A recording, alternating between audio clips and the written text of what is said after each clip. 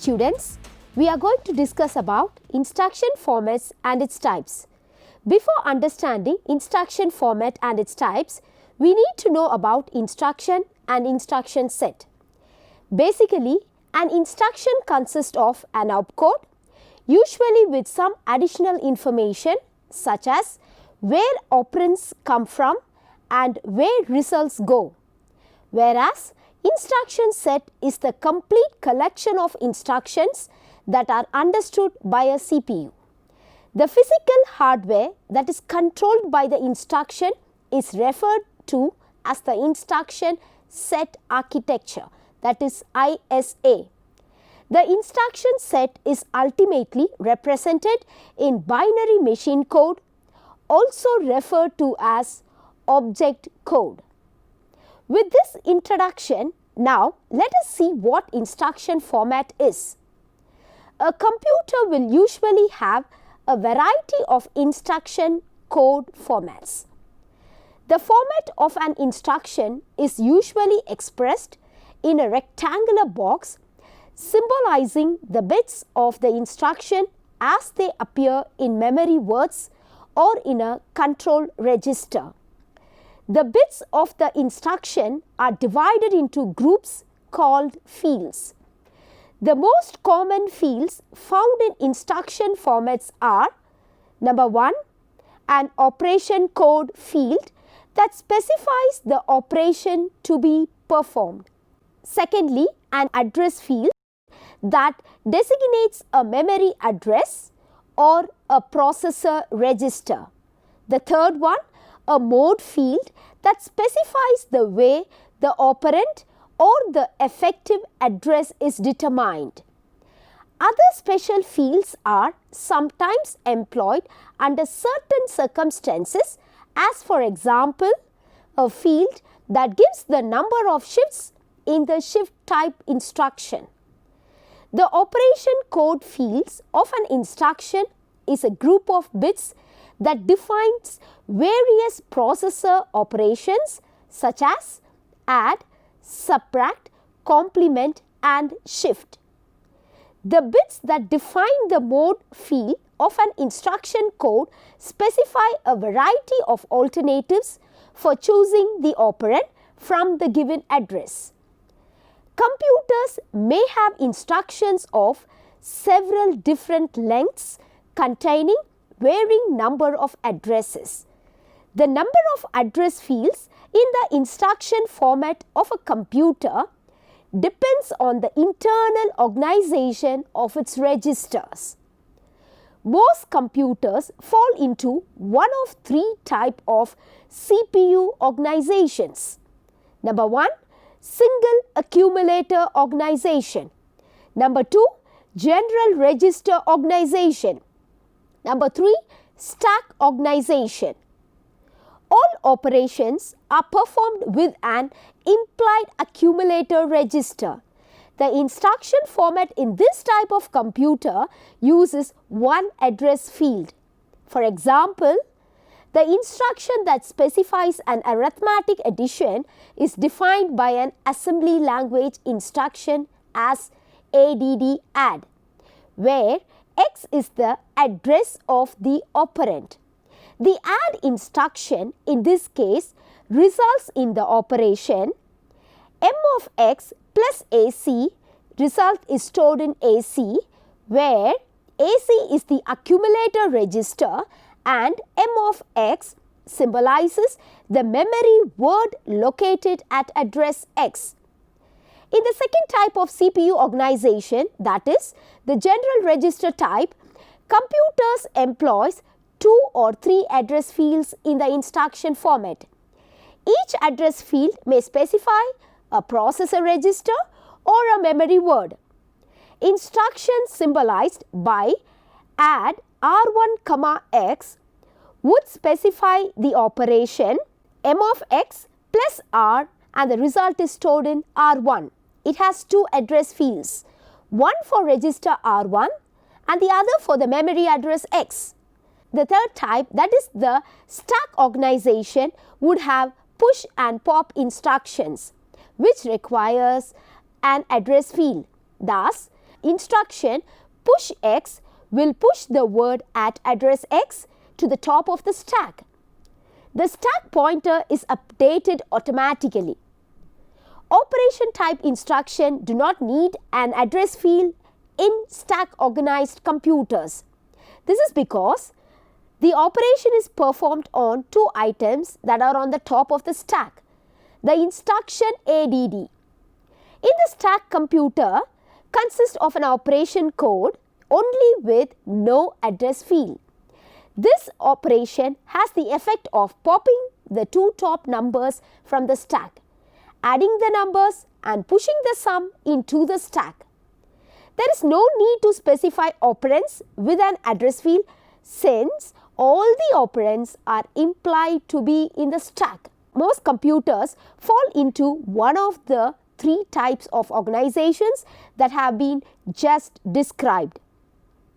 To illustrate the influence of the number of addresses on computer programs, we evaluate the arithmetic statement x is equal to a plus b into c plus d using all the four types such as 0, 1, 2 and 3 address instructions. We will use the symbols add, sub, mul multiply and div divide for the four arithmetic operations, MOV for the transfer type operations and load and store for transfers to and from memory and AC register.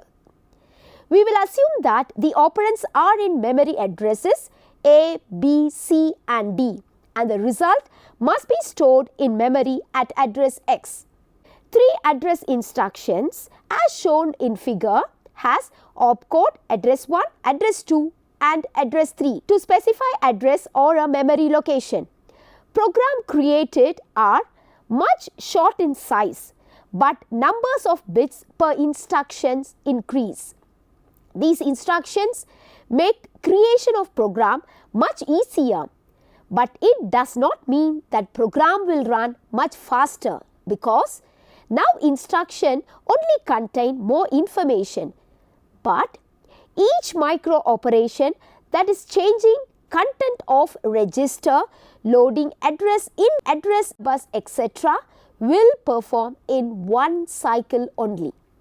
Now, we will see the program in assembly language that evaluates x is equal to a plus b into c plus d. M of b plus m of a, the result is stored in R1 register when the operation add R1 comma a comma b is performed. Secondly, m of d plus m of c is added and the result is stored in R2 when the operation add R2 comma c comma d is performed. Similarly, when the content of register R1 is multiplied with content of R2, the result is stored in m of x when the instruction mul x comma R1 comma R2 is performed. It is assumed that the computer has two process registers R1 and R2. The symbol m of a denotes the operand at memory address symbolized by a. The advantage of three address format is that it results in short programs when evaluating arithmetic expressions. The disadvantage is that the binary coded instructions require too many bits to specify three addresses. Next, two address instructions. Two address instructions as shown in figure has opcode address 1 and address 2. It is the most commonly used instruction in commercial computers. Here again, each address field can specify either a processor, a register or a memory word. Now, the program to evaluate x is equal to a plus b into c plus d is as follows. The content m of a is stored in register R1 when the instruction move R1 comma a is performed. Similarly, memory content of m of b is added with register R1 when the instruction add R1 comma b is performed. Same way, M of C is transferred to register R2 when the instruction move R2, C is performed, followed by the memory content of D is added with R2 and stored in R2 when the instruction add R2, D is performed. Finally, the content of register R1 is multiplied with R2 and the result is stored in R1 when the instruction MUL R1, R2 is performed. And also the content of the register R1 when the results are stored is transferred to M of X when the instruction move X, R1 is performed. The move instruction moves or transfers the operands to and from memory and processor registers. The first symbol listed in an instruction is assumed to be both a source and the destination where the result of the operation is transferred. Next, one address instruction. One address instruction use an implied accumulator AC register for all data manipulation. For multiplication and division, there is a need for a second register. However, here we will neglect the second and assume that the AC contains the result of all operations. The figure is shown as below, opcode as well as the address. Now, we will see the program to evaluate X is equal to A plus B into C plus D. M of A is transferred to AC when the instruction load A is performed. Similarly, A of C is added with M of B and the result is stored in AC when the instruction add B is performed. Followed by the content of AZ is transferred to M of T when the instruction store T is performed. The content of M of C is transferred to AC when the instruction load C is performed. Also, the content of M of D is added with AC and the result is stored in AC when instruction add D is performed. Similarly, the memory content of M of T is multiplied with AC and the result is stored in AC when the instruction MULT is performed. Finally, the result which is in AC is transferred to M of X when the instruction store X is performed. All operations are done between the AC register and a memory operand T, where T is the address of the temporary memory location required for storing the intermediate result. Finally, zero address instructions. It has only the opcode. Zero address instruction as shown is based on stack organized computer and does not use an address field for the instruction add and MUL. The push and the pop instructions, however, need an address field to specify the operand and communicates with the stack.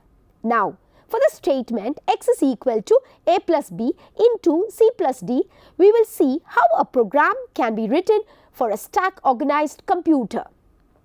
Here, TOS stands for top of stack. First, the content of A is transferred to the top of the stack using the instruction push A.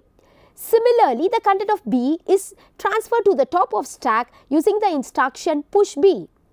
Secondly, the content of A and B are added together and it is stored in the top of stack using add instruction. Same process happens for C and D registers. The content of C and D is transferred to top of the stack using push C and push D instructions. C and D are added and stored in the top of stack using add instruction.